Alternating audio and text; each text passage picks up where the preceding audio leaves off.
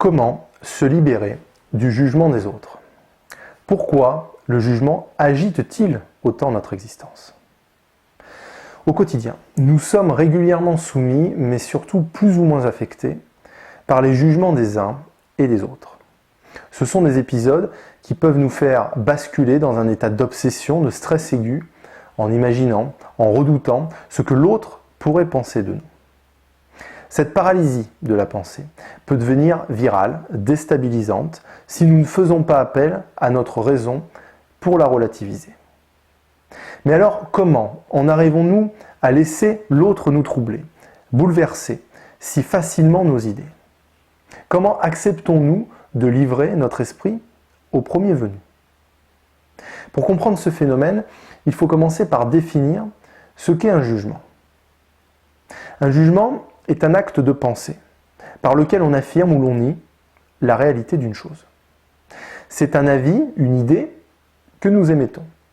Mais nous l'émettons avec une conviction certaine, une conviction qui dépend de ce sur quoi nous nous référons, c'est-à-dire qui dépend du point de vue que nous décidons d'adopter. Autrement dit, cet avis est profondément subjectif. Un jugement n'a pas vocation à être constructif, à rechercher du sens, mais à être descriptif, à exprimer notre sentiment. Par le jugement, nous décrivons donc une pensée profondément incomplète, partiale, personnelle, c'est-à-dire une pensée qui n'a de valeur que dans un contexte et un environnement qui lui correspondent. Prenons un exemple, celui du goût et des couleurs. Vous avez déjà sûrement entendu ce précepte, ne dis pas que ceci est mauvais ou que cela est moche, dis plutôt que cela n'est pas à ton goût. Ce précepte nous interpelle sur notre façon d'exprimer notre perception. Au lieu de porter un jugement, un avis radical sur la situation, cela est mauvais, moche, il nous est conseillé de plutôt préciser que notre expérience nous amène à un sentiment qui n'est pas à notre goût.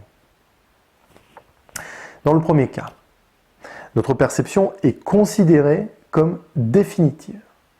Nous sommes catégoriques, nous affirmons. C'est-à-dire, nous nions la négation, nous refusons, nous empêchons que l'inverse puisse prendre forme. Nous refermons donc le champ des possibles.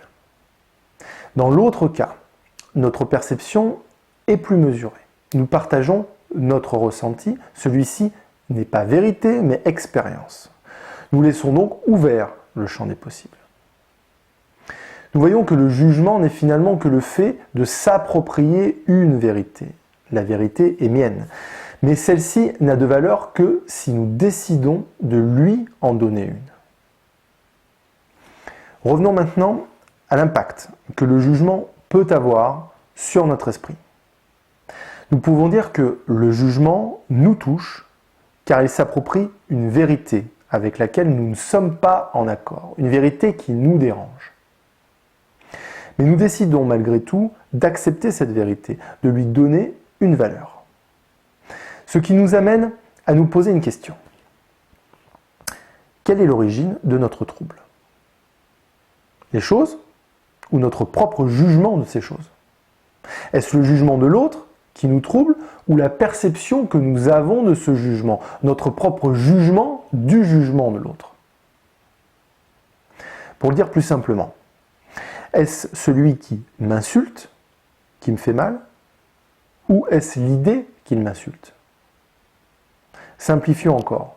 Est-ce que je me mets en colère parce que les choses sont ce qu'elles sont, ou parce que je juge qu'elles devraient être autrement? La réponse paraît évidente. L'affection que nous portons au jugement de l'autre n'est pas dépendante de l'autre, mais n'a de valeur que celle que nous souhaitons lui donner. En résumé, ne nous en prenons pas à l'autre, mais plutôt à nous-mêmes, à nos propres jugements, aux vérités que nous décidons d'accepter, qui nous empêchent de concevoir d'autres alternatives. Ne nous laissons pas emporter par nos idées, nous ne serions plus maîtres de nous, mais ce seraient nos idées qui finiraient par nous posséder. Prenons donc conscience, soyons mesurés. Je finirai avec cette citation d'Épictète. Accuser les autres de ses malheurs est le fait d'un ignorant. S'en prendre à soi-même est d'un homme qui commence à s'instruire. N'en accuser ni autre, ni soi-même est d'un homme parfaitement instruit.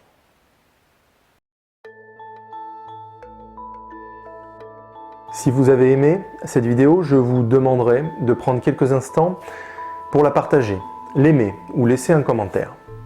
C'est par l'activité qu'elle générera que cette vidéo gagnera en visibilité et permettra à de nouvelles personnes de la découvrir. N'hésitez pas également à consulter sur le site ou la page Facebook de Philona 19 les prestations que je propose pour aller plus loin, pour vous accompagner dans vos réflexions.